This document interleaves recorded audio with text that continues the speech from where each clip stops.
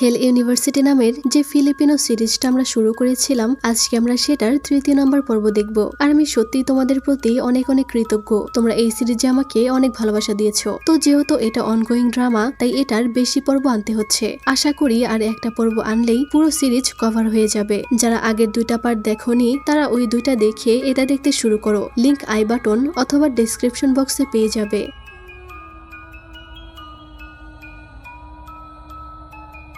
তো গত পর্বে আমরা দেখেছিলাম নিকির সাহায্যে জেইন ব্ল্যাক গ্যাং এর একটি মিটিং এ এসে উপস্থিত হয়। আর এখানে সে জানতে পারে ব্ল্যাক গ্যাং এর লিডার নাজের এখান থেকে পালানোর প্ল্যান করছে। তবে প্ল্যানটা কার্যকর করার জন্য তার একজন কো লিডার বা সহনেতা দরকার। আর এই কো লিডার আর কেউ না, জেইনেরই বেস্ট ফ্রেন্ড ম্যাট ছিল। যা দেখে জেইন অনেক কষ্ট পায় যে তার বেস্ট ফ্রেন্ড, যাকে সে সবচেয়ে বেশি বিশ্বাস করত, সে শত্রুদের সাথে যুক্ত হয়েছে। সে বাইরে বেরিয়ে চিৎকার করতে থাকে। তখনই ওখানে সে একটি ছেলেকে দেখতে পায়। আর এটা হলো রেস সিলভানিয়া, মানে ডেমন গড গ্যাং এর লিডার। তখন আমাদের একটি ফ্ল্যাশব্যাকে দেখানো হয় যে একদিন ম্যাট তাদের আস্তানায় এসে নাজেরকে বলে যে সে তাদের গ্যাং জয়েন করতে চায়। এটা শুনে লোক সহ বাকি সবাই তার উপরে মজা নেয়। নাজের বলে তোমার এখানে আসার উদ্দেশ্যটা কি? ম্যাট বলে আমি সত্যি তোমাদের ব্ল্যাক গ্যাং জয়েন করতে চাই। লোক বলে তোমার কি মনে হয় আমাদের গ্যাং জয়েন করা এত সহজ? তখন নিকি বলে কেন নয়, যদি সে চায় তাহলে তাকে আমাদের একটা সুযোগ দেওয়া উচিত। তখন নাজের বলে আমি কারণ জানতে চাই যে কেন তুমি আমাদের গ্যাং জয়েন করতে চাও।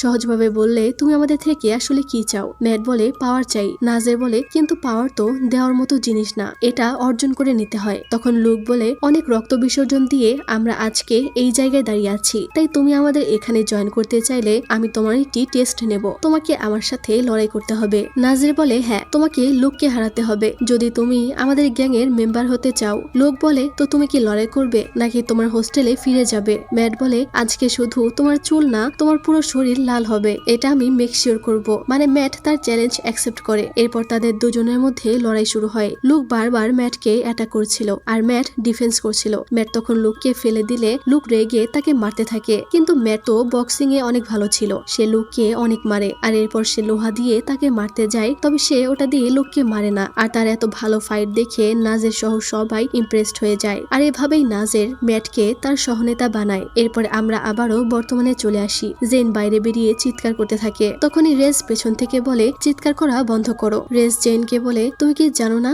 একটা মেয়ের জন্য রাতে এইভাবে বাইরে বের হওয়া সেফ নয়? জেন তাকে দেখে ভয় পাচ্ছিল। তাই রেস বলে তুমি কি আমাকে দেখে ভয় পাচ্ছ? তবে তোমার আমাকে ভয় পাওয়া একদমই উচিত নয়, বরং তাকে ভয় পাওয়া উচিত। জেন বলে তুমি কার কথা বলছো? সে বলে আমি জানি তুমি কি জন্য চিৎকার করছিলে। তোমার কি মনে হয় যে একটা নতুন ছেলে আমাকে মেরে ফেলতে পারবে? জেন বলে ম্যাটকে টাচ করার সাহস করো না। রেস বলে তুমি কেন এখনো তাকে বিশ্বাস করো? সে তো তোমার আর তোমার বন্ধুদের সাথে বিশ্বাসঘাতকতা করেছে। সে শত্রুদের সাথে জয়েন হয়েছে। জেন বলে এর জন্য তার কাছে নিশ্চয়ই কোনো কারণ আছে। রেস বলে কি কারণ হতে পারে? তুমি কি আমাকে এমন কোনো কারণ দেখাতে পারবে যেন আমি তাকে মেরে না ফেলি? জেন তখন একদম চুপ করেছিল। রেস বলে যদি তোমার কাছে কোনো কারণ না থাকে তাহলে আমি কিন্তু তাকে মেরে ফেলবো। তখনই জেন বলে ওঠে কারণটা হলাম আমি, আমার জন্যই সে এমন করেছে। রেস তাকে ধরে বলে এটা ভ্যালিড একটা রিজন হতে পারে, তবে আমি তাকে মারবো না যদি তুমি আমাদের কিছু দাও। জেন বলে কি? সে বলে তুমি আমাদের প্রয়োজন হতে পারো, তাই এখনই নিজের একটা কারণ খুঁজে বের করো, আমি এটা অ্যাকসেপ্ট করব।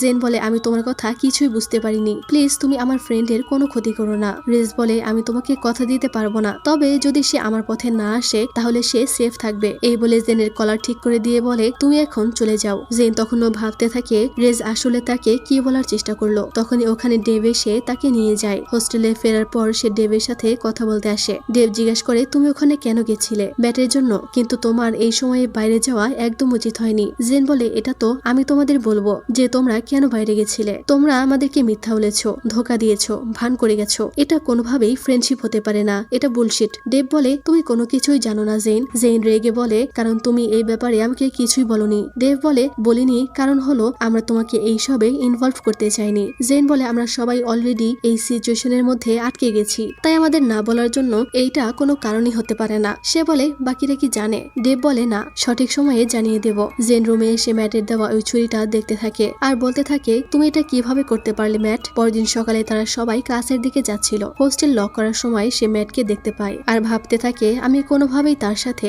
নর্মাল বিহেভ করতে পারবো না, আমি কোনোভাবেই নাটক করতে পারবো না যে আমি সত্যটা জানি না। সে ম্যাটকে ইগনোর করে চলে যায়, যা দেখে ম্যাট অবাক হয়ে যায়। জেন যাচ্ছিল তখন তার মনে হয় যে কেউ তাকে ফলো করছে। আমরা আমরা তখন একটি ছেলেকে তার পিছু আসতে দেখি। জেন তখন তাকে দেখতে পেয়ে দৌড়ে পালাতে থাকে, আর তখনই ওই ছেলেটাকে অন্য একটি মেয়ে এসে তার গলায় ছুরি চালিয়ে মেরে ফেলে। আর জেন দৌড়ে পালিয়ে একটা জায়গায় গিয়ে বসে থাকে। তখনই সেখানে ওই বিড়ালটা চলে আসে। জেন তাকে দেখে কোলে নেয় আর বলে, তুমি তো অনেক কিউট, তুমি কি আমাকে ফলো করছিলে আর আমাকে ভয় দেখিয়ে তুমি কি মজা পাও? জেন তখন তার একটা নাম রেখে দেয়, আর নামটা হলো হোয়ে। তখনই এস ওখানে আসে আর এইসব দেখে বলে, এসব কি পাগলামি করছো? তোমার কি তোমার বিড়ালের সাথে কথা বলা শেষ হয়েছে? জেন বলে, ওকে বিড়াল বলবে না, ওর নাম হলো হোয়ে। এস তখন চিন্তিত হয়ে বলে, তোমাকে দেখে মনে হচ্ছে যে তুমি ঠিকভাবে খাবার খাচ্ছ না, তুমি কি ঠিক আছো? এটা শুনে সে এস এর দিকে ভালোভাবে তাকায়। এতক্ষণ তো সে বিড়ালের ধান্দায় ছিল। এখন জেন বলে, তুমি কি তোমার হেয়ার স্টাইল চেঞ্জ করেছো? এস তখন আমতা আমতা করে বলে, মিস জন, আপনি কি বলছেন আমি বুঝতে পারছি না, মনে হয় না খেয়ে থাকার কারণে আপনার চোখে সমস্যা হয়েছে। জেন হেসে বলে, একদমই না। সে হইকে বলতে থাকে, তুমি কি কিছু বলছো? এস তখন জেলাস হয়ে বলে, তোমার কি এখনো বিড়ালের সাথে কথা বলা হলো না? তখন জেন বলে, আসলে হয়ে বলছে যে তোমাকে দেখতে অনেক হ্যান্ডসাম লাগছে। এস তখন মনে মনে বলে, ম্যাটের থেকে কি বেশি হ্যান্ডসাম লাগছে? কিন্তু সেটা মুখে বলতে পারে না। তখন ম্যাট জেনকে খুঁজছিল, আর সে এখানে জেনকে এস এর সাথে দেখতে পায়। জেন ম্যাটকে ইগনোর করে, তাই সে রেগে ওখান থেকে চলে যায়। জেন বিড়ালটা নিয়ে চলে আসে, আর তখন হয় একটা জায়গায় দৌড়ে পালিয়ে যায়, তাই সে তাকে খুঁজতে থাকে। তখনই একটি মেয়ে এসে সুপ্রিমোকে অনেক রিকোয়েস্ট করতে থাকে আর বলতে থাকে, প্লিজ তুমি আমার মাকে বাঁচাও, আমি তাকে ছাড়া থাকতে পারবো না। সুপ্রিমো তার হাত ছড়িয়ে দেয়। জেন এইসব দেখে অবাক হয়ে যায়। তখনই সেখানে মেয়েটির মা চলে আসে। সে এখানকার কর্মচারী ছিল। সে মেয়েটিকে বলছিল, তোমাকে এটা করতেই হবে, আমাকে মেরে ফেলতেই হবে। তোমাদের হয়তো মনে আছে যে এটা ব্লাডি উইক চলছে, আর হয়তো মেয়েটির লকারে তার মায়ের নাম পেয়েছে, তাই এখন তাকে তার মাকেই মেরে ফেলতে হবে। জেনের তখন মনে পড়ে সে এই মেয়েটিকে কান্না করতে দেখেছিল। মেয়েটির মা বলতে থাকে, বেশি সময় বাকি নেই, তোমাকে আমায় তাড়াতাড়ি মেরে ফেলতে হবে। কিন্তু মেয়েটি তার মাকে কিছুতেই মারতে চায় না। জেন তখন এসকে বলে, তুমি কি তাকে বাঁচাতে পারবে? প্লিজ এই শেষবার তাকে বাঁচাও, আমার এই শেষ ইচ্ছাটা রাখো। অর্থাৎ জেন তো খুব শীঘ্রই মরতে চলেছে। এস কিছু বলে না, সে জেনকে জড়িয়ে ধরে। জেন বলতে থাকে, শুধু এই একবার, প্লিজ তাকে বাঁচাও। তখন এস তাকে বলে, ঠিক আছে, শুধু এই একবারের জন্য। তখন এস ছুরিটা কেড়ে নিয়ে মহিলাটির কানে কানে কিছু একটা বললে তারা থেমে যায়, আর এরপর জেন আর এস চলে যায় এবং জেন হইকেও খুঁজে পেয়ে যায়। তখন জেন এসকে ধন্যবাদ জানায় তাদেরকে বাঁচানোর জন্য। এস বলে, আমি এই স্কুলের সুপ্রিমো, আমি চাইলে অনেককেই বাঁচাতে পারি, কিন্তু এটাও সত্য যে আমি সবাইকেই বাঁচাতে পারবো না, হয়তো এমন কাউকেও না যাকে আমি বাঁচাতে চাই। জেন বলে, আমি নিজের খেয়াল রাখতে পারি। এস বলে, সত্যি? সে বলে, তুমি কি আমাকে বিশ্বাস করছো না? এস বলে, তোমাকে আগের জেনের মতো লাগছে না, আমি তো এই জেনকে চিনতাম না যে তার বন্ধুদের ইগনোর করে, তুমি ম্যাটকে ইগনোর করেছো, এটা তো আমার সেক্রেটারি জেন না। জেন বলে, আমি আগের মতোই আছি।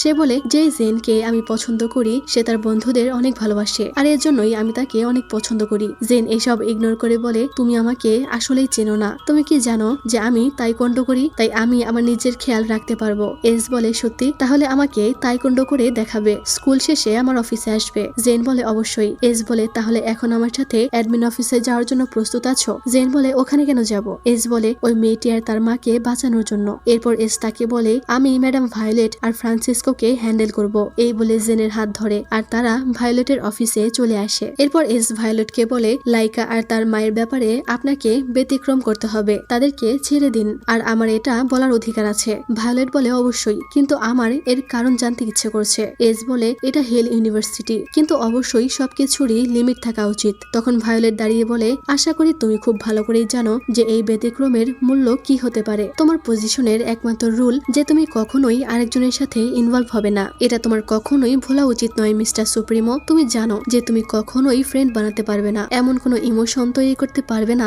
যেটা তোমার রাস্তায় বাধা হয়ে দাঁড়াবে। এস বলে, আপনার আমার জন্য চিন্তা করতে হবে না, আমি জানি আমি কি করছি। ভায়োলেট বলে, ঠিক আছে, আমি তাদেরকে এইবারের মতো ছেড়ে দিচ্ছি, কিন্তু তুমি বারবার আমাকে লুকসের কথা মনে করিয়ে দিচ্ছ। এস বলে, আমি কোনোভাবেই তার মতো নই। ভায়োলেট জেনকে উদ্দেশ্য করে বলে, মা মেয়ে দুজনেই এখন সেফ থাকবে, আর তুমিও সেফ, এইবার তুমি খুশি? জেন অবাক হয়ে বলে, আমি সেফ মানে? ভায়োলেট বলে, যে ব্যক্তি তোমার নাম তুলেছিল সে এখন মৃত। অর্থাৎ তখন যেই ছেলেটা জেনকে পিছু করছিল সেই ছেলেটা তার লকারে জেনের নাম পেয়েছিল, কিন্তু আমরা তো দেখতে পেলাম যে একটি মেয়ে তাকে মেরে ফেললো। ভায়োলেট বলে, আমার মনে হয় এই স্কুলে তোমার কোনো গার্ডিয়ান অ্যাঞ্জেল আছে যে তোমাকে সবকিছু থেকে বাঁচাচ্ছে। জেন এসের দিকে তাকিয়ে থাকে আর তারা চলে যায়। এরপর তারা সবাই লকারে ছিল। তখন ফ্রান্সিসকো আবারও অ্যানাউন্স করে বলে যে লকার গেম আজকে থেকে শেষ হলো, এখন থেকে তারা নিয়মিত ক্লাস করবে এবং দিনের বেলায় হত্যা করা আবারও নিষেধ। ব্লাডি উইক আগের মতোই চলবে। তো কিছুদিন পর পরেই তাদের স্কুলের ফাউন্ডেশন ডে মানে প্রতিষ্ঠা দিবস, আর সেদিন স্কুলে অনুষ্ঠান আয়োজন করা হবে। তাই এস স্টুডেন্টদের জন্য গেমস আর অ্যাক্টিভিটি নিয়ে প্ল্যান করছিল। তখন জেন তাদেরকে কিছু প্রতিযোগিতার আইডিয়া দেয়। এটা দেখে মিস কাথ নাকি কাথা জেনের উপরে ইমপ্রেসড হয়ে যায়, আর এস তো জেনের জন্য গর্ভবতী হয়ে যায়। সে গর্ববোধ করে মিস কাথকে বলে, আমি আপনাকে বলেছিলাম সে এই সেক্রেটারি পজিশনের জন্য না, সে এর থেকে অনেক বেশি কিছু ডিজার্ভ করে। এরপর জেন তার কাজ করছিল, তখন লিয়াম তার কাছে এসে জিজ্ঞেস করে, আমার কিছু জানার আছে। জেন বলে, কি জানতে চাও? লিয়াম বলে, মানুষের ফিলিংস হঠাৎ করে চেঞ্জ কি করে হয়ে যায়। জেন বলে, তুমি আসলে কি বলতে চাইছো? লিয়াম বলে, মানুষ কেন বদলে যায়? জেন বলে, কারণ পৃথিবীতে কোনো কিছুই পার্মানেন্ট নয়। এসব ননসেন্স প্রশ্ন করা শেষ হলে এখান থেকে যেতে পারো। এরপর জেন এইসব নিয়ে ভাবছিল, তখনই এস তাকে কিছু বলার জন্য আসে, কিন্তু হই লাফ দিয়ে তার কাঁধে চড়ে বসে। এস তো জেনকে বলতে থাকে, তাড়াতাড়ি তোমার এই বিড়ালকে সরাও। জেন এইটা দেখে হাসতে থাকে আর বলে, তুমি কি বিড়ালে ভয় পাও? এস তো ভয়ে নড়তেও পারছিল না। জেন হইকে কোলে নিয়ে তাকে ভয় দেখাতে থাকে। এস বলে, আমি বিড়ালকে ভয় পাই না, আমি জাস্ট এদেরকে ঘৃণা করি। জেন বলে, বিড়ালকে ঘৃণা করার মতো কিছুই নেই, তুমি জাস্ট ওকে ভয় পাও। এস বলে, আমি এসক্রেজ, আমি কোনো কিছুকেই ভয় পাই না, বিড়ালকে তো একদমই না। এটা শুনে জেন তার কাছে এসে তাকে আরো বেশি ভয় দেখায়। জেন বলে, আচ্ছা বুঝতে পেরেছি, তুমি বিড়ালকে ভয় পাও না, তাহলে কি তুমি আমাকে ভয় পাও? এইটা বলে সে এস এর গাল টিপে দেয়, আর আমাদের দ্য গ্রেট এস কিউট করে বলতে থাকে, গাল টেপা বন্ধ করো জেন। এটা শুনে জেন তখন তার চুল আর গায়ে হাত দিতে থাকে, কিন্তু এস এর কোনো রিয়েকশনই পায় না। জেন বলে, মাঝে মাঝে হাসলে ক্ষতি কি? মানে জেন তাকে হাসানোর চেষ্টা করছিল। এস বলে, কারণ তোমাকে নিয়ে হাসার কোনো মানেই হয় না। জেন বলে, হ্যাঁ, কারণ আমি হাসির থেকেও বেশি কিছু ডিজার্ভ করি। এই বলে তার গাল ধরে বলতে থাকে, হাসো। এস বলে, না, আমি কোনোভাবেই হাসবো না। সে হঠাৎ গুনতে শুরু করলে জেন ভয় পেয়ে যায়। এস তার কপালে টোকা দিয়ে বলে, তুমি কি রেডি? জেন বলে, তুমি আমার মৃত্যুর কথা বলছো তাই না? আমি সবসময় রেডি আছি। এস বলে, তোমার হাতে আর কিছুদিন বাকি আছে, তুমি কি আমার থেকে এবারে সাহায্য চাইবে না? জেন বলে, না, কারণ তুমি এই ব্যাপারে কিছুই করতে পারবে না। এস বলে, তোমার কি আমাকে এরকম মনে হয়? আমি কোনো কারণ ছাড়া এস নামটা পাইনি, ভেবে দেখো যে কারণটা কি, মানে তার এই নামের পিছনে কোনো গল্প বা কারণ আছে। এরপর হোস্টেলে ভ্যানেসা আর মিয়া হইকে ওখান থেকে বের করার চেষ্টা করছিল, তখনই জেন এসে তাদেরকে থামিয়ে দেয় আর হইকে কোলে তুলে নেয়, যা দেখে ওরা বলতে থাকে, এটা কোন দিক থেকে কিউট, ভূতের মতো দেখতে। জেন বলতে থাকে, তোমাদের জন্য আমার বেবি ভয় পেয়ে গেছে। এরপর জেন জানতে চায় ম্যাট কোথায়। তারা বলে, ম্যাট আর তোমার মধ্যে কি হয়েছে? তোমরা দুজন অদ্ভুত আচরণ করছো কেন? জেন তাদের কিছু বলে না। তখনই ওখানে ম্যাট এলে জেন তাকে টেনে এনে বলে, আমাদের কথা বলা উচিত। তারা দুজন ওখান থেকে চলে যায়, আর এরপর জেন ম্যাটকে সরি বলে আর বলে, কিছুদিন যাবত আমি তোমাকে ইগনোর করেছি, তাই আই এম সরি। আসলে আমি অনেক কিছু নিয়ে চিন্তিত ছিলাম। ম্যাট বলে, তোমার সরি বলার দরকার নেই জেন, তুমি অ্যাভয়েড করলেও আমি মাইন্ড করব না। আমি তোমাকে বোঝার চেষ্টা করব আর ভেবে নিব যে এর পেছনে নিশ্চয়ই কোনো কারণ আছে। তুমি ভুল কোনো কিছুই করনি, তাই তোমার ক্ষমা চাওয়ার দরকার নেই। ক্ষমা তারাই চায় যারা ভুল করে। জেন বলে, আমি নিজেকে ঘৃণা করি, নিজের প্রতি অনেক ফ্রাস্ট্রেটেড, আমি অনেক কিছুই ঘটে গেছে, তাই আমি এমন করেছি। ম্যাট তাকে সরি বললে সে ম্যাটকে মারতে থাকে আর কান্না করে বলে, আমি তোমাকে আর সেভাবে বিশ্বাস করতে পারবো না যেভাবে তুমি আমায় বিশ্বাস করো। ম্যাট বলে, আমি জানি যে এর পিছনে তোমার নিশ্চয়ই কোনো কারণ আছে, যে কারণে তুমি আমার সাথে এমন করছো, কিন্তু আমি তোমাকে এটা বলার জন্য ফোর্স করব না। তবুও আমি তোমার সেই ব্যক্তি হয়ে থাকবো যে তোমায় আগলে রাখবে, যে তোমাকে কখনোই পরিত্যাগ করবে না। সে জেনকে জড়িয়ে ধরে শান্ত করার চেষ্টা করে। জেন মনে মনে বলতে থাকে, আমি আসলে ভুল ছিলাম, কিন্তু ম্যাট এটা করার পেছনে তোমার যেই কারণে থাকুক না কেন, আমি তোমাকে সব সময় বিশ্বাস করব, আর এটা আমি তোমাকে প্রমিস করলাম। আর এভাবেই তাদের দুজনের মধ্যে সব আবারও ঠিক হয়ে যায়। এরপর ম্যাট তাকে রান্না করা শিখাতে চায়, তাই তাকে পেঁয়াজ কাটা শিখাচ্ছিল। জেন তখন পেঁয়াজ কেটে বলে, আমি এটা করতে পারছি, মনে হয় খুশিতে আমার চোখ দিয়ে পানি এসে গেছে। ম্যাট বলে, আরে বোকা, পেঁয়াজ কাটলে এমনই হয়। জেন বলে, আমি কখনোই রান্না করিনি, মা অথবা আলিসন করতো। ম্যাট তাকে ধরে ধরে শিখাতে থাকে। দুজনে হাসি মজা করছিল, আর তখনই হই এখান থেকে বেরিয়ে যায়, যা দেখে জেন তার পিছু পিছু চলে আসে আর তাকে ডাকতে থাকে। হই জঙ্গলের মধ্যে এসে বসেছিল, মনে হয় এই বেচারা জেনকে পছন্দ করে, তাই জেলাসি হয়ে রেগে এখানে এসেছে। তো জেন তাকে খুঁজে পেয়ে যায়, আর তখনই কেউ এসে তার মুখ চেপে ধরলে সে অনেক ভয় পেয়ে যায়। জেন দেখে এটা সেলিন। সেলিন তাকে টেনে নিয়ে যায়। জেন তার উপরে বিরক্ত হয়ে যাচ্ছিল। সেলিন তাকে টেনে ধরে, আর তখন তারা খেয়াল করে আশেপাশের গাছের পাতাগুলো সব নড়াচড়া করছে। সেলিন তাকে বলে, তুমি কি জানো এই বিড়ালটার মালিককে? লুক্স তার মালিক ছিল, যে আগের সুপ্রিমো ছিল। জেন বলে, সে এখন কোথায়? সেলিন বলে, সে মৃত, তাকে ম্যাডাম ভায়োলেট আর ফ্রান্সিসকো মেরে ফেলেছে। ইভেন লুক্সের গার্লফ্রেন্ড সামান্থাকেও হত্যা করা হয়েছিল, এমনকি লুক্সের বাবা যে আগের হেডমাস্টার ছিল তাকেও মেরে ফেলা হয়েছে। তাদের সবাইকে মেরে ফেলা হয়েছে।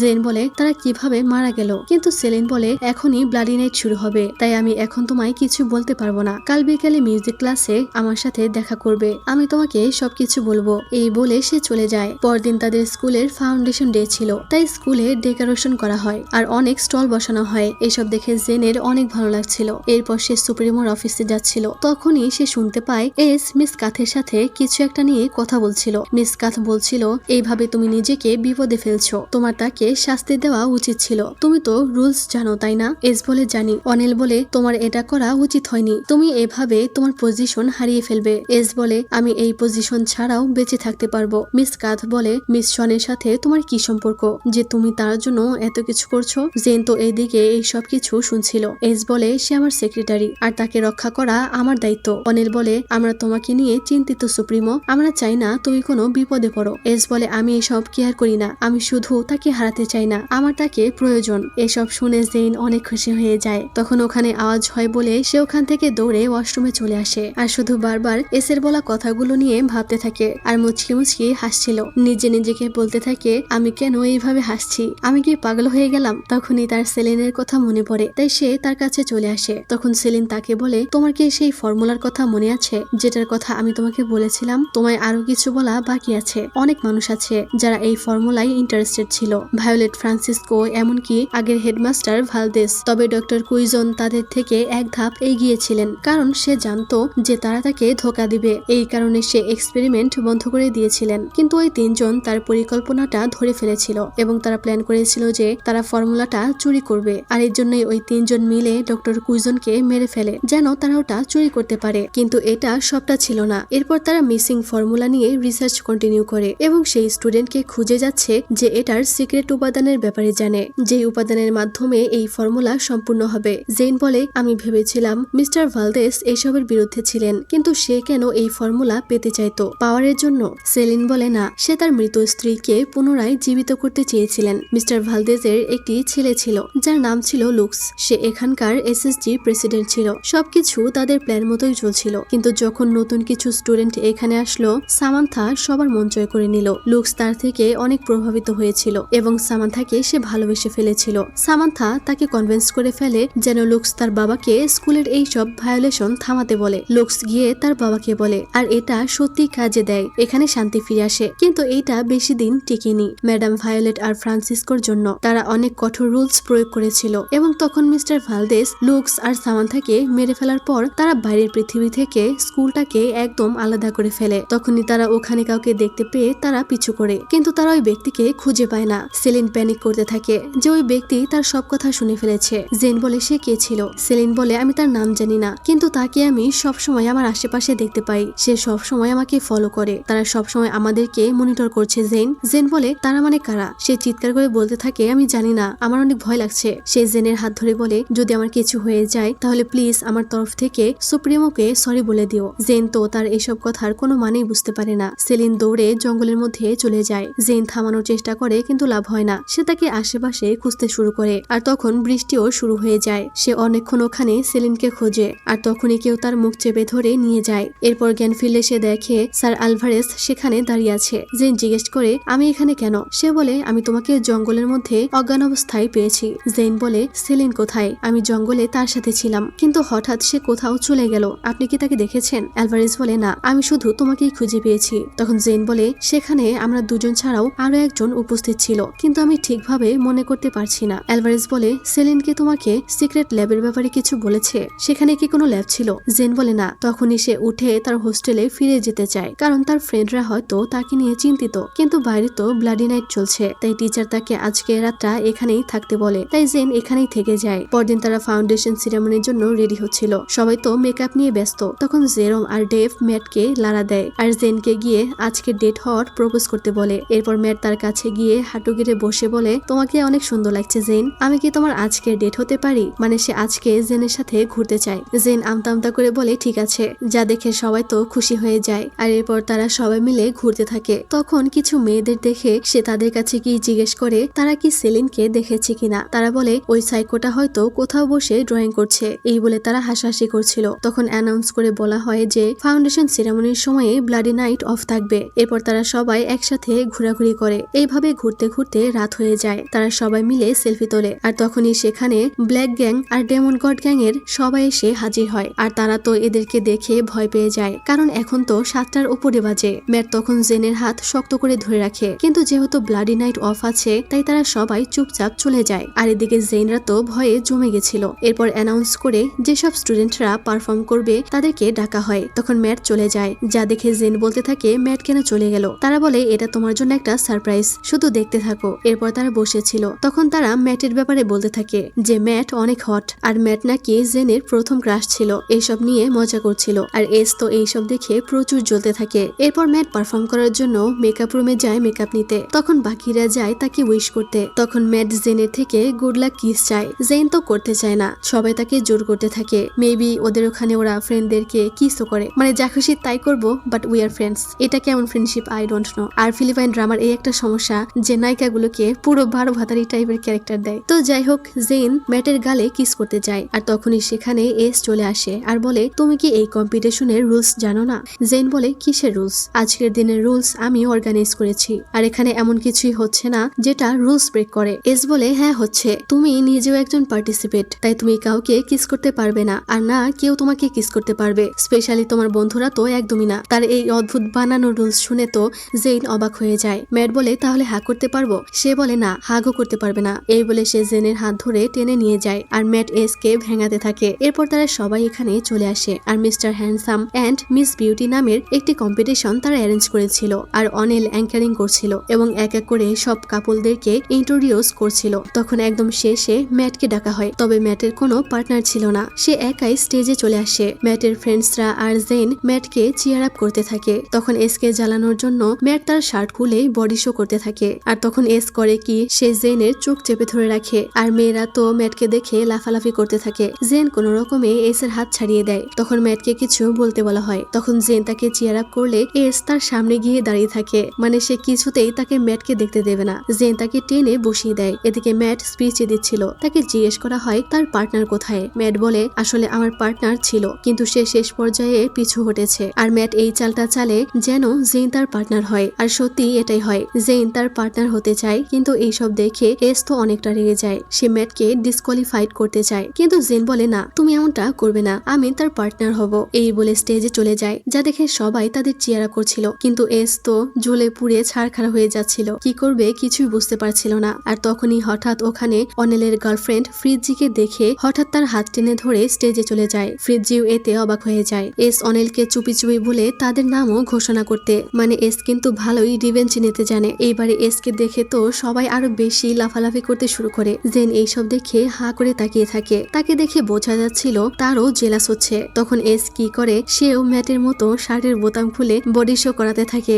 আর তার জিম করা বডি দেখে তো সবাই পাগল হয়ে যায়। আর আমার এত লজ্জা লাগছে কেন বুঝতে পারছি না। সে জেনের কাছে এসে তাকেও দেখাতে থাকে আর জেনও বেশরমের মতো তাকিয়ে দেখে। এস তার কানে কানে বলে এখন তোমার যত খুশি দেখে নাও আর শুধু আমাকেই দেখবে, অন্য কাউকে দেখার দরকার নেই। আর এটা হলো সুপ্রিমোর অর্ডার, মানে যা খুশি তাই অর্ডার করবে আর আমাকে সেটাই মানতে হবে। জেন তার দিকে অবাক হয়ে তাকিয়ে থাকে। এস বলে তুমি কোনোভাবেই না করতে পারবে না, তোমাকে এটা করতেই হবে। এই বলে সে চলে গেলে জেন হতবম্ব হয়ে বসে পড়ে। সে তো মনে মনে অনেক খুশি ছিল, সে বুঝেই যায় যে এস তাকে পছন্দ করে। এরপর অনিল তাদেরকে ব্যাক স্টেজে চলে যেতে বলে, তাই সে চলে যায়। অনিল যখন আবারও সবাইকে ডাকে তখন দেখা যায় জেনের পাশে এস এসে দাঁড়িয়েছে। জেন জিজ্ঞেস করতে থাকে তুমি এখানে কি করছো, ম্যাট কোথায়? এস বলে আমি তার জায়গা নিয়ে নিয়েছি কারণ আমাকেই তোমার পাশে বেশি মানায়। কেন, তুমি কি ম্যাটের পার্টনার হতে চাও? তুমি কি তার বডি দেখতে চাও? জেন বলে হ্যাঁ, আমি তাকেই আমার পার্টনার হিসেবে চাই। এস বলে মানছি তার সাথে তোমায় দেখতে ভালো লাগে কিন্তু আমার সাথে তোমাকে সবচেয়ে বেশি ভালো লাগে। তখনই সেখানে ম্যাট আর ফ্রিজি এসে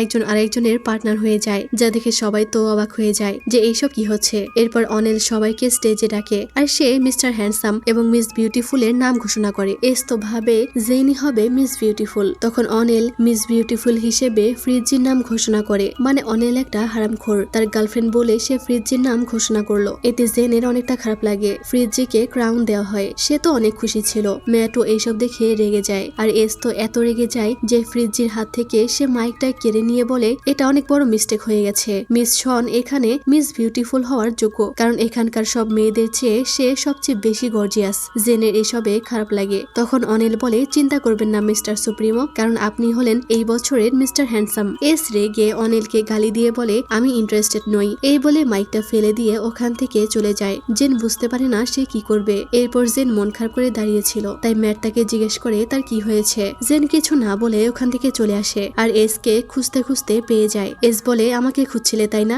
জেন বলে আমি কেন তোমাকে খুঁজবো? সে বলে আমি তোমাকে ভালো করে চিনি। এস বলে তুমি কি তোমার শাস্তি পাওয়ার জন্য রেডি আছো? তুমি কি তোমার জীবন বাঁচানোর জন্য ভিক্ষা চাইবে না? আর তোমাদের হয়তো মনে আছে জেনকে এস সাহায্য করেছিল, যেটা শাস্তি হিসেবে জেনকে মৃত্যুদণ্ড দেওয়া হয়। তো জেন চুপ থাকলে এস বলে তুমি অন্যদের জীবন বাঁচাতে ভিক্ষা চাও, কিন্তু নিজের জীবনের ক্ষেত্রে তুমি এটা কেন করছো না? জেন বলে কারণ আমি জানি এতে তোমার পজিশন ঝুঁকিতে পড়বে যদি তুমি আমাকে বাঁচাও, তাই প্লিজ আমাকে বাঁচিও না। যেটা ঠিক সেটাই করো। এস বলে আমার জন্য যেটা ঠিক সেটা কি অন্যদের ক্ষেত্রেও? কারণ আমি ফিল করতে পারছি যে তোমাকে হেল ইউনিভার্সিটি থেকে বের করাই আমার জন্য সবচেয়ে সঠিক কাজ, আর আমি তোমাকে হেল ইউনিভার্সিটি থেকে বের করবই। জেন তার এই কথা শুনে অবাক হয়ে যায়, কিন্তু সে বলে আমি এটা চাই না। এস তার হাত ধরে বলে তুমি কেন আমাকে বুঝতে পারছো না জেন? আমি তোমার জন্য সবকিছু করতে রাজি, কারণ আমি চাই না তোমার কোনোভাবেই ক্ষতি হোক। জেন বলে যখন থেকে আমি এখানে এসেছি তখন থেকেই এই সবকিছুর সাথে জড়িয়ে গেছি, কিন্তু যদি তুমি আমাকে এখান থেকে চলে যাওয়ার জন্য ফোর্স করো তাহলে আমি বলবো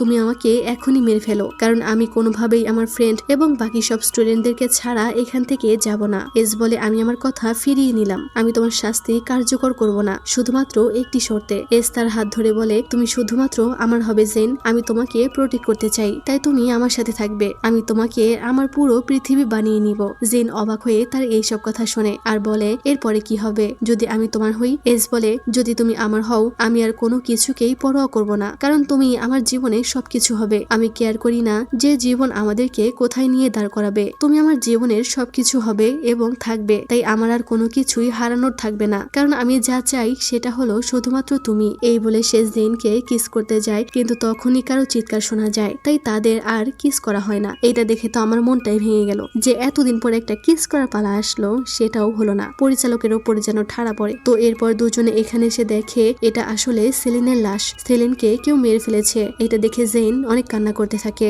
তখনই সে সেলিনের লাশ ভালো করে দেখে বুঝতে পারে যে এটা ব্ল্যাক গ্যাং এর কাজ, তাই সে রেগে ম্যাটের দিকে তাকায় আর তার হাত ধরে ওখান থেকে নিয়ে যায়। দূরে এসে জিজ্ঞেস করে তুমি কি সেলিনের হত্যার সাথে জড়িত? তুমি কেন এটা করলে? ম্যাট তার এইসব কথা শুনে অবাক হয়ে যায় আর বুঝতে পারে জেন জানে যে সে ব্ল্যাক গ্যাং জয়েন করেছে, কিন্তু ম্যাট বলে আমি এটা করিনি। জেন বলে মিথ্যাবাদী, আমি তোমাকে বিশ্বাস করেছিলাম ম্যাট, তুমি কিভাবে আমাদের সাথে এরকম করতে পারলে? আমাকে কিভাবে ধোকা দিতে পারলে? এগুলো বলে সে অনেক কান্না করতে থাকে। ম্যাট বলে আমি সত্যি বলছি জেন, আর আমি তোমাকে ধোকা দেইনি। জেন বলে তাহলে তুমি কেন ব্ল্যাক গ্যাং জয়েন করলে? যেন তুমি না মরো? তোমার আরো বন্ধুদের দরকার ছিল, আমরা কি এনাফ ছিলাম না? তখন আমরা ফ্ল্যাশব্যাকে চলে যাই। নাজির ম্যাটকে বলছিল খুব শীঘ্রই একটা বড় যুদ্ধ হবে আর আমার বিশ্বাসযোগ্য কাউকে প্রয়োজন ছিল, তাই আমি তোমাকে কো-লিডার বানিয়েছি। ম্যাট বলে তুমি আমাকে বিশ্বাস করতে পারো। তখনই নিকি এসে বলে তুমি বললে যে তুমি পাওয়ার চাও, কিন্তু পাওয়ার কেন চাও? ম্যাট বলে আমার পাওয়ার দরকার, কারণ আমি আমার ফ্রেন্ডদেরকে প্রোটেক্ট করতে চাই, আর আমি জানতাম এটা আমি নিজ থেকে করতে পারতাম না, আর এর জন্যই আমি ব্ল্যাক গ্যাং জয়েন করেছিলাম। সে এই সব কথা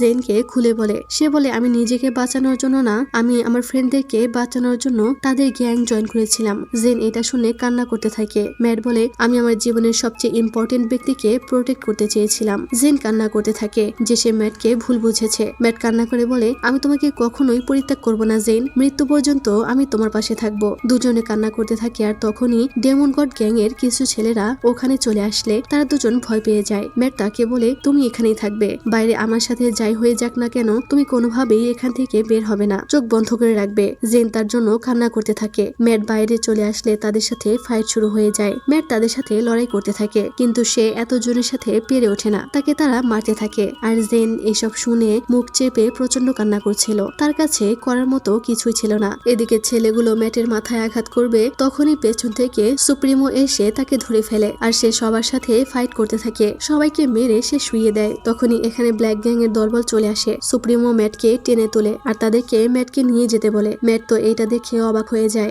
এরপর এস জেনের কাছে এসে তাকে জড়িয়ে ধরে বলে ম্যাট একদম ঠিক আছে, তুমি চিন্তা করো না। এরপর সে ওখান থেকে তাকে নিয়ে আসে। এরপর আমরা সেই হিডেন ল্যাবের সিন দেখতে পাই, যেখানে কেউ একজন রিসার্চ করছিল। তখনই কিছু লোক দুটি মেয়ের লাশ ওখানে নিয়ে আসে। তাদের মাথায় নাম্বার লেখা ছিল, অর্থাৎ সে তাদেরকে সাবজেক্ট হিসেবে তার রিসার্চের কাজে ব্যবহার করছে। যাই হোক, এদিকে ম্যাটের জ্ঞান ফিরে আসে। নার্স চেক করে বলে ম্যাট এখন একদম ঠিক আছে। ম্যাট বলতে থাকে অনেক ব্যথা করছে। জেন বলে কোথায় ব্যথা করছে? সে বলে হাতে, কারণ তুমি আমার হাতের উপর বসে আছো। এই শুনে বাকিরা সবাই সবাই হাসে আর তারা ওখান থেকে চলে যায়। তখন ম্যাট জেনকে সরি বলে তার থেকে সবকিছু লুকানোর জন্য, কিন্তু জেন বলে ক্ষমা তো আমার তোমার থেকে চাওয়া উচিত। আমি তোমাকে প্রমিস করেছিলাম যে আমি তোমাকে বিশ্বাস করব, কিন্তু আমি প্রমিস ভেঙে ফেলেছি, তাই আই এম সরি। ম্যাট বলে তোমার ক্ষমা চাওয়ার দরকার নেই, আমি বুঝতে পারি। জানো জেন, আমার ব্যথায় একটুও কষ্ট লাগছে না, কিন্তু আমার কষ্ট লাগছে এইটা দেখে যেই মেয়েটিকে আমি ভালোবাসি সে কান্না করছে। জেন তাকে কিছু বলতে চাইলে ম্যাট বলে কিন্তু আমি জানি আমার আগে তার হৃদয়টা অন্য কেউ নিয়ে নিয়েছে, কারণ ম্যাট তখন দেখেছিল এস জেনকে জড়িয়ে ধরছে। ম্যাট বলে কিন্তু তুমি আমাকে নিয়ে চিন্তা করো না, আমি সত্যি তোমার জন্য খুশি। ফাইনালি আমাদের জেন কাউকে ভালোবাসলো, তাই আমি কোনোভাবেই সেলফিশ হতে পারবো না এবং তোমার ভালোবাসা পাওয়ার জন্য আর ফাইটও করব না। আমি জানি দিন শেষে তুমি যাকে চুজ করবে সে আমি নই। জেন কান্না করতে থাকে। ম্যাট বলে কিন্তু তুমি শুধু আমাকে প্রমিস করো যে তুমি আর কখনোই কান্না করবে না। আমাকে শুধু এই একটা জিনিসই দাও, এটাই আমার জন্য যথেষ্ট হবে। প্লিজ আমাকে প্রমিস করো, কারণ তোমার কান্না দেখলে আমার অনেক কষ্ট হয়। তুমি কি তোমার বেস্ট ফ্রেন্ডকে এটা প্রমিস করতে পারবে না? জেন তাকে প্রমিস করে যে সে আর কান্না করবে না। এরপর সে এস এর কাছে চলে আসে আর ম্যাটকে বাঁচানোর জন্য তাকে ধন্যবাদ জানায়। এস বলে তুমি কি ঠিক আছো? সে বলে হ্যাঁ, ম্যাট আমাকে বাঁচিয়েছে। এস বলে তোমার মতো বন্ধু পেয়ে ম্যাট সত্যিই অনেক লাকি, আর আমিও একদিন তার মতো লাকি হতে চাই। এই শুনে জেন স্মাইল করে। পরদিন সুপ্রিমোর সাথে নাজেরের ধাক্কা লাগলে নাজের তাকে বলে তোমার কি ভয় হয় না? যদি তুমি তোমার পজিশন হারিয়ে ফেলো তাহলে তাকে আর বাঁচাতে পারবে না। সে বলে আমি তোমার সিক্রেট জানি সুপ্রিমো, মানে সে জেনে গেছে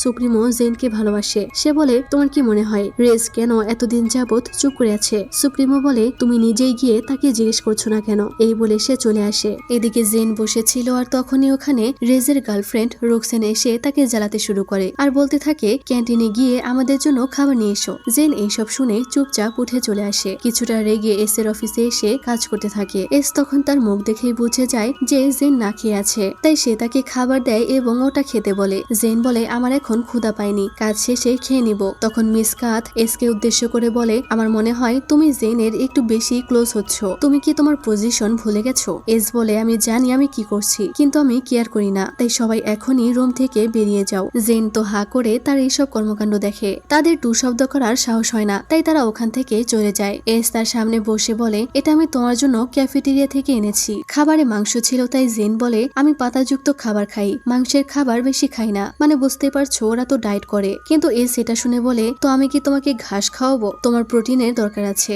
জেন বলে তেলযুক্ত খাবার স্বাস্থ্যের জন্য ভালো নয়, খেলে হার্টের অসুখ হয়। এস বলে আর একটা কথা না, চুপচাপ খেয়ে নাও, না হলে। জেন বলে না হলে কি? এস তখন উঠে দাঁড়িয়ে যায় আর বলে না হলে আমি তোমাকে খেয়ে ফেলবো। এটা শুনে জেন তাড়াতাড়ি করে ভাত মুখে দেয় আর বলে এবার খুশি? এস বলে এত খুশি যে তুমি কল্পনাও করতে পারবে না। যাই হোক, এরপর আমরা আবারও ওই হিডেন ল্যাবের সিন দেখতে পাই। ওই রিসার্চার মাস্ক পরা ব্যক্তিগুলোকে বলে এই লাশগুলো নিয়ে গিয়ে পুড়িয়ে দিতে, আর তখন আমরা এখানে সেই মেয়েটার লাশও দেখতে পাই যে সেদিন জেনকে ওষুধ দিয়ে বাঁচিয়েছিল। লোকটা তাকে একটি ইনজেকশন দেয় আর সিনটা এখানেই কাট হয়। এরপর আমরা জেনকে দেখতে পাই সে পি ক্লাস শেষে হোস্টেলে যাচ্ছিল, আর তখনই কেউ তার হাত টেনে ধরলে সে ভয় পেয়ে যায়। আমরা দেখি এটা এস। এস বলে আমি যদি তোমার শত্রু হতাম তাহলে তুমি এখনই মারা যেতে। এস বলে তুমি বলেছিলে তুমি তাইকোয়ান্ডো জানো, তাহলে আমাকে এখন মুভ করে দেখাও। আর এরপর সে এস এর সাথে তাইকোয়ান্ডো ফাইট করতে থাকে, তবে সে এস এর সাথে পেরে উঠছিল না, তাই সে অনেকটা রেগে যায়। এস তখন তাকে ধরে ফেলে আর বলে তুমি কি ভালোভাবে প্র্যাকটিস করোনি?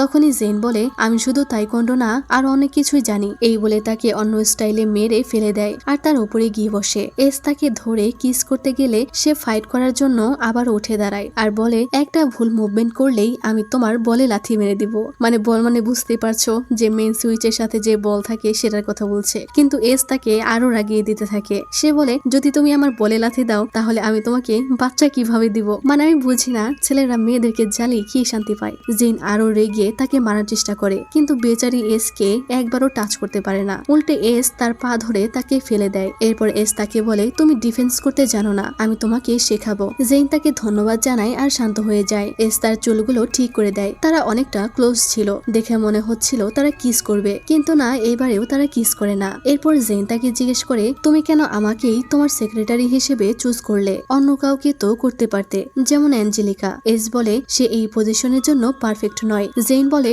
আসলে তুমি তাকে কঠিন সময়ে ফেলতে চাওনি, কারণ তুমি হয়তো তাকে পছন্দ করো, তাই না? এস বলে না, যদি সে সঠিকভাবে দায়িত্ব পালন না করতে পারে তাহলে এটা আমার জন্যই ঝামেলা। যেমন ফ্রিজি, সে তো রক্ত দেখেই ভয় পেয়ে যায়। জেন বলে কারোরই তোমার মতো এত রক্ত দেখে সহ্য করার ক্ষমতা নেই। এস বলে আমি সবার রক্ত সহ্য করতে পারবো শুধুমাত্র তোমারটা ছাড়া, কিন্তু আমি তোমার একটা জিনিস পছন্দ করি না। তুমি অন্যদের বাঁচাতে সবকিছু করতে পারো কিন্তু নিজের ক্ষেত্রে পারো না। এমনকি তুমি আমার কাছে বাঁচার জন্য মিনতিও করনি। জেন বলে কারণ আমি জানি তোমার পজিশন এতে ঝুঁকিতে পড়বে। এস বলে তুমি মনে হয় এখনো বুঝতে পারোনি তাই না? যখন আমি লাইকা আর তার মাকে বাঁচিয়েছিলাম তখন আমাকে অনেক কথা শুনিয়েছে ভায়োলেট আর ফ্রান্সিসকো। আমি এই পজিশনকে মিডল ফিঙ্গার দেখাই। আমার এসব পজিশনের দরকার নেই যদি তুমি না থাকো। জেন বলে কিন্তু তুমি এই পজিশনের জন্য অনেক পরিশ্রম করেছো, এই জন্যই তো সবাই তোমায় এত সম্মান করে আর তোমার কমান্ড ফলো করে। এস বলে তাই, তাহলে আমি কি তোমাকে একটা অর্ডার দিতে পারি? জেন বলে অবশ্যই এস, আমি তোমার জন্য যে কোনো অর্ডার ফলো করতে পারি, প্লিজ আমাকে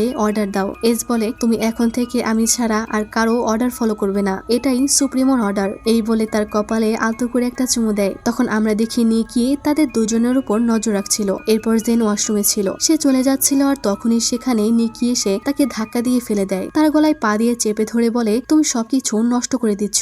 জেন বলতে থাকে আমি কি করেছি? নিকি বলে তুমি যা খুশি করো, শুধু সুপ্রিমোর থেকে দূরে থাকো। এটা শুনে জেন হেসে বলে তোমার কি মাথা খারাপ হয়ে গেছে? আমি কেন তোমার কথা মতো চলবো? নিকি তার মুখ চেপে ধরে বলে সুপ্রিমোর থেকে দূরে থাকো, না হয় তুমি মরবে। সে তার আঙুল দিয়ে জেনের মুখে আঘাত করে। জেন তাকে ধাক্কা দিয়ে চলে যাচ্ছিল কিন্তু নিকি আবারও তাকে ধরে ফেলে আর গলা চেপে বলে আমি কোনোভাবেই তোমাকে আর সুপ্রিমোকে সবকিছু নষ্ট করে দিতে দিব না। যদি তোমাকে আমি সুপ্রিমোর ক্লোজ হতে দেখি তাহলে তোমায় আমার টেম্পার ফেস করতে হবে। এগুলো বলে সে চলে যায়। এরপর জেন নিচে আসলে সে এস কে ইগনোর করে চলে যাচ্ছিল। এস তখন তাকে দেখে বলে তোমার কি হয়েছে আমাকে বলো। জেন তার হাত ঝটকা মেরে সরিয়ে দেয় আর বলে আমি আমার নিজের যুদ্ধ নিজে লড়াই করতে পারবো। এই বলে সে মেডিকেল রুমে এসে ফার্স্ট এইড নেয়। তখন নার্স তাকে জিজ্ঞেস করে তোমার আর সুপ্রিমোর মধ্যে কি কিছু আছে? সে বলে যদি কিছু থাকেও তাতে আপনার কি? তখন নার্স তার কাছে এসে বলে আমি অনেক ক্লান্ত জেন, আমি প্রমিস করেছিলাম যে আমি সবাইকে সুস্থ করে তুলবো যারা এখানে অসুস্থ হয়ে পড়বে, কিন্তু এখন তারা আমাকে হুমকি দিচ্ছে। সে কান্না করে বলে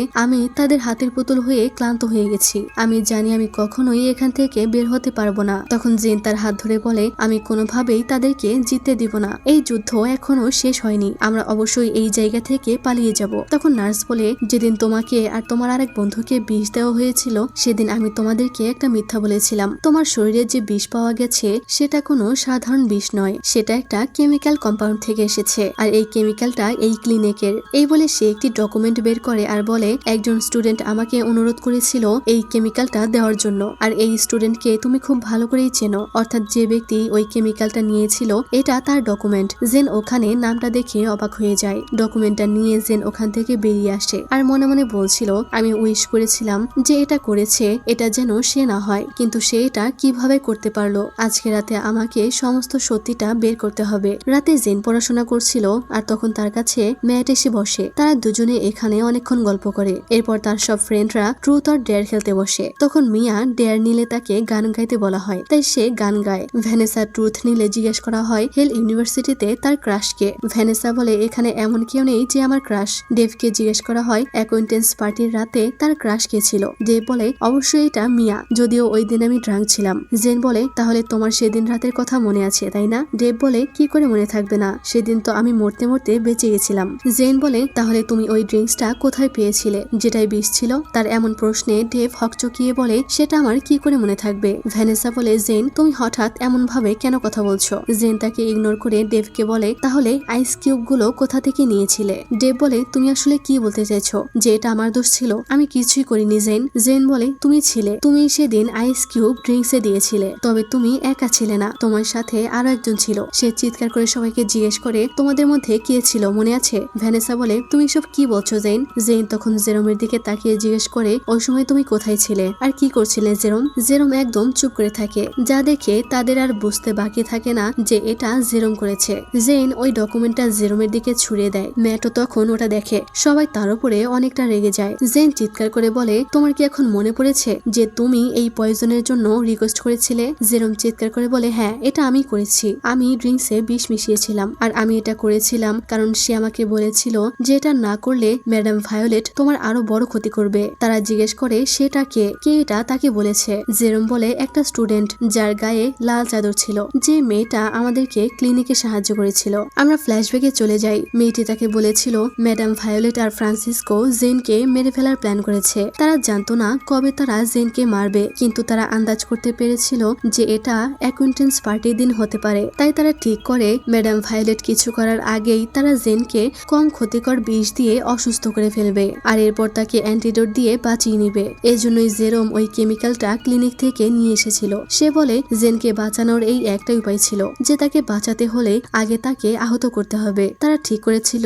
তারা এটা করার পরে খুব দ্রুত অ্যান্টিডোট দিয়ে আসবে আর মেয়েটি সেটাই করেছিল। আইস কিউবের মাধ্যমে খুব অল্প পরিমাণে বিষ সে দিয়েছিল যেন জেন এতে কম পরিমাণে এফেক্ট হয়। কিন্তু সেদিন তো জেন অনেক বেশি ড্রিঙ্কস করে ফেলেছিল, এর জন্য সে অনেকটা বেশি অসুস্থ হয়ে পড়েছিল। এজন্যই জেরোম সেদিন এত বেশি প্যানিক করছিল। সে মনে মনে সেদিন অনেক গিল্টি ফিল করে। এসব শুনে ম্যাট প্রচন্ড রেগে তাকে মারতে যায়, তবে তারা তাকে থামিয়ে দেয়। জেন ম্যাটকে শান্ত হতে বলে আর বলে তোমার তো অন্তত এটা বোঝা উচিত ছিল, যদিও জেরোম এটা আমাদের থেকে লুকিয়ে রেখেছে কিন্তু সে আমাকে বাঁচাচ্ছিল। ডেভ বলে এর মানে আমি টার্গেট ছিলাম না। সে বলে না। জেন বলে এর মানে আমাদের সাইডে এমন কেউ আছে যাকে আমরা চিনি না। এরপর জেন লাইব্রেরিতে বসেছিল, তখন ফ্রিজে তার পাশে বসে বলে তুমি কি ভয় পাচ্ছ না জেন? সে বলে আর আমাকে কি কারণে ভয় পেতে হবে? ফ্রিজে বলে সুপ্রিমোর জন্য, কারণ তুমি তাকে স্পয়েল করে দিচ্ছ।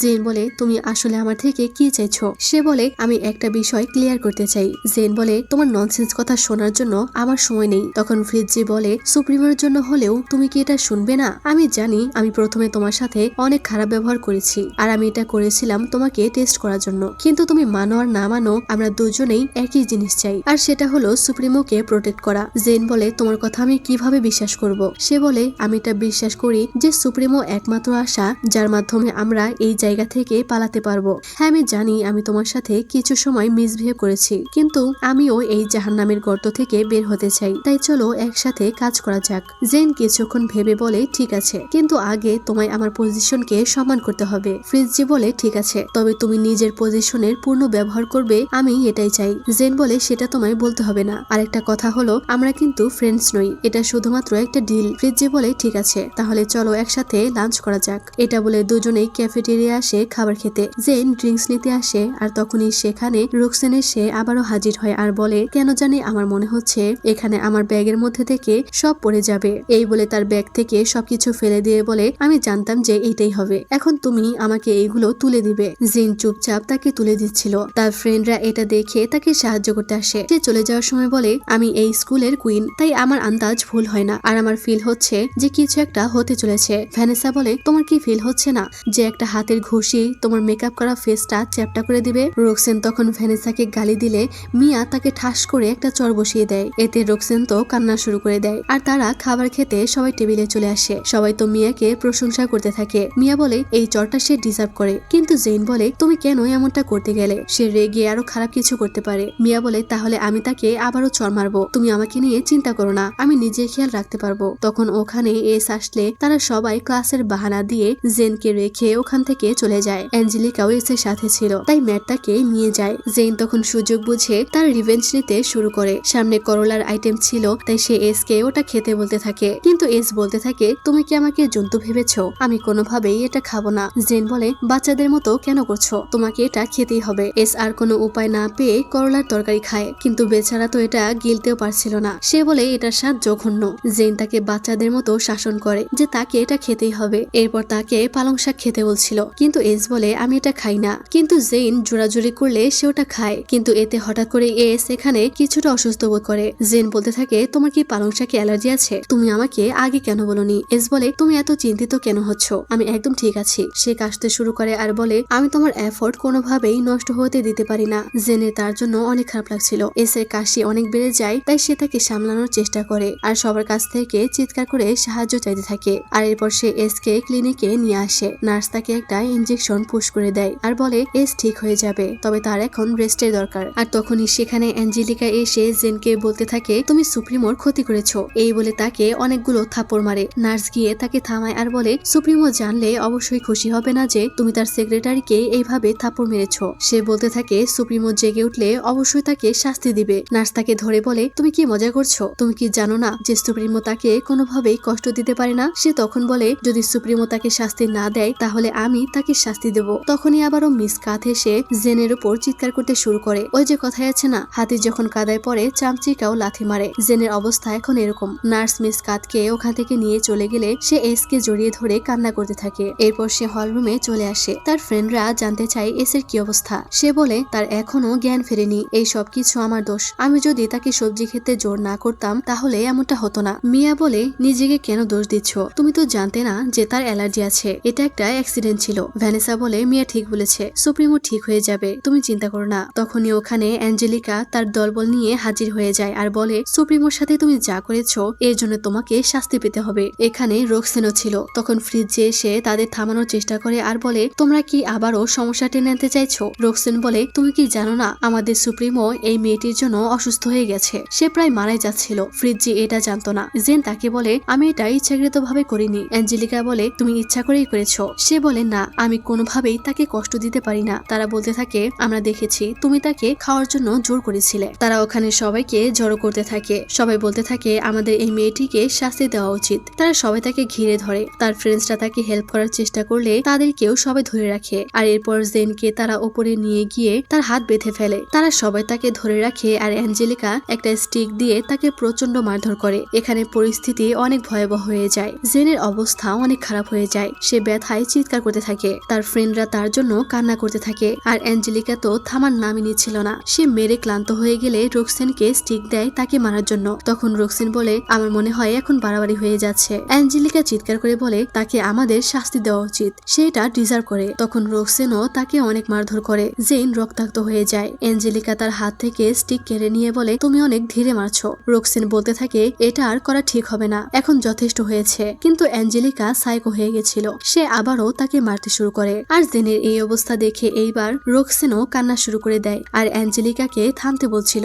এদিকে তার ফ্রেন্ডদেরকে অন্য সবাই ধরে রেখেছিল। অ্যাঞ্জেলিকা যখন জেনকে শেষবারের মতো তার মাথায় আঘাত করবে ঠিক তখনই সেখানে এস চলে এসে জেনকে বাঁচিয়ে নেয়। সে স্টিকটা ফেলে দিয়ে অ্যাঞ্জেলিকার উপরে চিৎকার করতে থাকে যে সে এসব কি করছে। এস চিৎকার করে সবাইকে অর্ডার করে যে এই হল থেকে একজনও যেন বাইরে না বের হয়। সে জেনের কাছে যায় আর এতক্ষণে জেন অজ্ঞান হয়ে গেছে। আর এরপর জেনের সার্জারি হচ্ছিল। এখানে শুধুমাত্র একজন ডক্টর আর ওই নার্সটা ছিল। আর এস চিন্তিত হয়ে বাইরে দাঁড়িয়েছিল। এদিকে তারা সবাই হলের মধ্যে ছিল। বাকি বন্ধুরা সেখানে এলে তারা তাদেরকে সবকিছু খুলে বলে। এসব শুনে ম্যাট বলে, জেনের কিচ্ছু হবে না, কারণ এস তার পাশে আছে। ভ্যানেসা বলে, আমাদের এখন জেনের কাছে যাওয়া উচিত। মিয়া বলে, কিন্তু আমরা এখান থেকে যেতে পারবো না, কারণ আমরা এস এর আদেশ অমান্য করতে পারবো না। এদিকে জেন এস এর কাছে আসে আর বলে, আমি তোমাকে প্রমিস করছি যে যারা এটা করেছে তাদেরকে কঠিন শাস্তি দেওয়া হবে। এরপর ভায়োলেট তার কাছে আসে আর বলে, তুমি আমাদের হতাশ করেছো আর এটাই তোমার শেষ চান্স। এস বলে, আপনাদের যা ইচ্ছা তাই করুন, আমি আমার খুশি থাকার উপায় পেয়ে গেছি আর আমি কোনোভাবেই এটা হারাতে চাই না। ভায়োলেট বলে, তুমি এক্স্যাক্টলি লুক্সের মতোই দুর্বল। এস বলে, কিন্তু আমি লুক্স নই, আমি এস। আমি তার মতো পেছনে না দেখে চলি না। আর আপনাদের কি মনে হয় আমি আপনাদের আবারও সেটা করার সুযোগ দিব যেটা আগেরবার আপনারা করেছিলেন? যদি এমনটা ভেবে থাকেন তাহলে ভুল ভাবছেন। জেনকে যদি টাচও করেন তাহলে আমি আপনাদের দেখাবো যে সত্যিকারের হেল কেমন হয়। এদিকে তারা সবাই জেনের জন্য চিন্তা করছিল আর এদিকে রোকসেন আর অ্যাঞ্জেলিকা ঝগড়া করছিল। রোকসেন বলছিল, আমি তোমাকে অনেকবার বলেছি থামতে, কিন্তু তুমি তো থামছিলেই না, কারণ তুমি জেনকে মেরে ফেলতে চেয়েছিলে যেন তুমি সুপ্রিমোকে নিজের করে পেতে পারো। এটা শুনে অ্যাঞ্জেলিকা তাকে থাপ্পড় মেরে দেয়, কিন্তু রোকসেনও তো কম যায় না, সেও তার চুল টেনে ধরে আর তখন দুজন চুল টানাটানি করে মারামারি শুরু করে দেয়। সত্যি বলতে আমার এরকম সিন দেখতে অনেক মজা লাগে। মানে বাস্তবে কারোর সাথে কারো ঝগড়া লাগলে আমি মনে মনে চাইতাম যেন মারামারি বেঁধে যায়। মানে আমি কোন লেভেলের স্যাভেজ ভাবো একবার। তো এখানে তাদের দুজনের মধ্যে হামলা পাল্টা হামলা চলতে থাকে। এক পর্যায়ে অ্যাঞ্জেলিকা রোকসেনকে মারার জন্য তার গলায় দড়ি পেঁচায়। তখনই সেখানে ব্ল্যাক গ্যাং আর ডেমন গড গ্যাং দুজনেই এসে উপস্থিত হয়। রোকসেন গিয়ে রেজের থেকে হেল্প চাইতে থাকে, কিন্তু রেজ বলে, সরি, আমি এই ব্যাপারে তোমাকে কোনো সাহায্য করতে পারবো না। তখনই ওখানে সুপ্রিমো চলে আসে। অ্যাঞ্জেলিকা তার কাছ থেকে ক্ষমা চাইতে থাকে, কিন্তু সুপ্রিমো তাকে বলে, আমি তোমার অ্যাপোলজি চাই না, কারণ আমি চাই তুমি যা করেছো এর জন্য তুমি শাস্তি পাবে। রোকসেন বলতে থাকে, কি কারণে শাস্তি পাবো? কারণ তোমার পছন্দের সেক্রেটারি আহত হয়েছে তাই। সুপ্রিমো তখন সবার উদ্দেশ্যে বলে, যে সব স্টুডেন্টরা কিছুক্ষণ আগের ঘটনায় ইনভলভ ছিলে তারা সামনে চলে এসো। রোকসেন বলতে থাকে, তুমি কে এটা আমাদেরকে বলার জন্য? আমি এখানকার কুইন। সুপ্রিমো বলে, কিন্তু এখন আর কুইন নও। সবাই এটা শুনে গসিপ করতে থাকে যে কে তাহলে নেক্সট কুইন। এদিকে আমরা জেনকে দেখতে পাই। সে একটা স্বপ্ন দেখে যেখানে সে জঙ্গলের মধ্যে একা একা দৌড়াচ্ছিল। সে হঠাৎ করে পড়ে গেলে কয়েকজন তার মুখ চেপে ধরে আর তখনই তার জ্ঞান ফিরে আসে। এদিকে সুপ্রিমো বলে, আজকে থেকে ডেমন গড গ্যাং এর কোনো কুইন থাকবে না, আমি এই পজিশন মিস শনকে দিচ্ছি। এখন থেকে সে এই হেল ইউনিভার্সিটির নতুন কুইন। রোকসেন বলে, তুমি এটা কোনোভাবেই করতে পারো না। সুপ্রিমো বলে, অবশ্যই করতে পারি। তখন রেজ ওপরে গিয়ে বলে, আর আমিও ঘোষণা করতে চাই যে ম্যাট এখন থেকে হেল ইউনিভার্সিটির নতুন কিং। এটা শুনে ম্যাট সহ বাকিরা অবাক হয়ে যায়, আর এটার পেছনে হয়তো ডেমন গড গ্যাং এর নিশ্চয় কোনো চাল আছে। এরপর সুপ্রিমো অনিলকে ডাকে টপ 10 পজিশনে যারা আছে তাদের নাম ঘোষণা করার জন্য। তো অনিল যেভাবে বলে আমি ওভাবেই বলছি। টপ 1 পজিশনে আছে এসক্রেজ, টপ 2 হলো রেস সিলভানিয়া, টপ 3 তে আছে নাজির লুমিয়া, আর টপ 4 এ আছে জেনশন, যা শুনে তার ফ্রেন্ডরা খুশি হয়ে যায়। টপ 5 এ অনিল আছে, টপ 6 এ আছে লিয়াম, যা শুনে তারা একটু অবাক হয় যে লিয়াম টপ 10 এ কি করে গেল। টপ 7 এ আছে ম্যাট, আর 8 এ ফ্রিজি তো এটা শুনে খুশি হয়ে যায় আর বলতে থাকে এখন থেকে আমি জেনকে ভক্তি করব। সে এখনো নতুন অথচ টপ 10 এ জায়গা করে নিয়েছে, এমনকি এখানকার কুইনও হয়ে গেছে। অনিল বলে টপ 9 এ নিকি, আর টপ 10 এ আছে জেরোম। এটা শুনে তারা আরো অবাক হয়ে যায়। ভ্যানেসা তো বুঝতে পারে না যে ম্যাট আর জেরোম কি করে টপ 10 এ জায়গা করে নিল। এরপর সুপ্রিমো ব্ল্যাক গ্যাং আর ডেভিল গড গ্যাং এর উদ্দেশ্যে বলে এখানে যারা আছে পরের সপ্তাহে তোমরা এদেরকে টার্গেট বানাবে, আর তোমরা এটা দিনে রাতে যখন খুশি করতে পারো। তোমরা এদের ছাড়া আর কাউকে টার্গেট বানানোর জন্য অ্যালাউড নও, শুধুমাত্র এই হলে যারা আছে তাদের বাদে আর কাউকেই মারতে পারবে না। এরপর ব্ল্যাক গ্যাং এর সবাই ওখান থেকে চলে যাচ্ছিল, তখন তাদের গ্যাং এর যে লুক নামের ছেলেটি আছে সে নাজিরের উপর অনেক রেগেছিল, কারণ তাকে টপ 10 থেকে বাদ দেওয়া হয়েছে। সে জিজ্ঞেস করতে থাকে তাকে কেন বাদ দেওয়া হয়েছে। নাজির বলে তোমার কি মনে হয়? সে চিৎকার করে বলে আমার প্রশ্নের উত্তর দাও, তুমি কি আমার ডিমোশনের সাথে ইনভলভ ছিলে? নাজির বলে এটাই সেই কারণ যে কারণে তোমাকে টপ 10 থেকে বাদ দেওয়া হয়েছে। তুমি সবসময় বদমেজাজ নিয়ে থাকো, দয়া করে একটাবার শান্ত হও আর নিজের আজাইরা কাজের উপর নজর দাও এবং আরেকজনকে ব্লেম করা বাদ দাও। যদি আমাদের গ্যাংয়ে থাকতে চাও তাহলে এটা করো। এই বলে সে চলে যায়। এদিকে তারা সবাই যখন হোস্টেলে যাচ্ছিল তখন মিয়া ম্যাট আর জেরোমকে জিজ্ঞেস করে তোমরা কি আমাদের থেকে কিছু লুকাচ্ছ? ভ্যানেসা বলে তোমরা কি হেল ইউনিভার্সিটির কোনো গ্যাং এর সাথে জয়েন হয়েছো? তারা বলতে থাকে আমরা কেন এসব করব। ভ্যানেসা বলে ঠিক আছে, তাহলে তোমরা বলো যে তোমরা কিভাবে টপ 10 এর মধ্যে জায়গা করে নিলে আর তুমি কিভাবে হেল ইউনিভার্সিটির কিং হয়ে গেলে। কিন্তু ম্যাট তাদেরকে সত্যটা বলে না আর বলে আমাদের এখন জেনের কাছে যাওয়া উচিত, তার এখন আমাদের দরকার। তাই ভ্যানেসা আর কিছু বলে না। এদিকে এস জেনের কাছে এসে দেখে জেনের জ্ঞান ফিরেছে। এটা দেখে এস অনেক খুশি হয়ে যায় আর তাকে সরি বলতে থাকে এবং বলে তোমাকে আমার জন্যই টার্গেট বানানো হয়েছিল, তাই আই এম সরি, কিন্তু তুমি তো আমাকে ভয় পাইয়ে দিয়েছিলে। আমি ভেবেছিলাম আমি হয়তো তোমাকে হারিয়ে ফেলবো। জেন ওই মুহূর্তে এস এর জন্য চিন্তা করছিল আর বলছিল তুমি কি ঠিক আছো? এস বলে তুমি ঠিক আছো এর মানে হলো আমিও একদম ঠিক আছি। জেন হেসে বলে তুমি এত হ্যান্ডসাম কেন এস? এটা শুনে এস হেসে বলে আমি তো ভেবেছিলাম তুমি একমাত্র ম্যাটকেই সবচেয়ে বেশি হ্যান্ডসাম মনে করো। জেন বলে তোমাকে এখন অন্যরকম লাগে। এস বলে তুমি ঠিক বলেছো, আমি আর আগের মতো নেই, আমি অনেক খারাপ কাজ করেছি, এখন আর সেসব নিয়ে আমার গর্ব হয় না। আমি জানি আমার হাতে যে রক্ত লেগেছে সেটা আমি কখনোই মুছে ফেলতে পারবো না, আর আমি এটা নিয়ে লজ্জিত বোধ করি। কিন্তু যদি কখনো তোমার কথা ওঠে